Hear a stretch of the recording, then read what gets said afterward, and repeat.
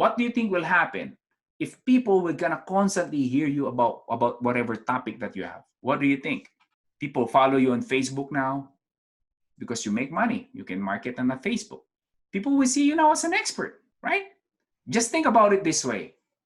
Papakilala natin si Marisa. Or si Marisa na lang. Marisa Caja, classmate ninyo. Hey guys, by the way, I would like to introduce to you guys Marisa Caja. And she is the author of Parenting 101, blah, blah, blah, blah. What are your impressions now, guys, with Marisa? Can you type in? Ano magiging impression ninyo kay Marisa when I start to tell the world that she's the author of this book, Parenting 101, blah, blah, blah, blah. Ano magiging impression ninyo? That is right. She's an expert. Why?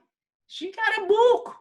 Kaya baliktad ang isip ng tao. Kaya yung iba hindi nag-join ng IBMC because baliktad. But unfortunately, kawalan nila. Because baliktad yung isip nila eh. Wait, before you go, do not forget to click that red subscribe button below.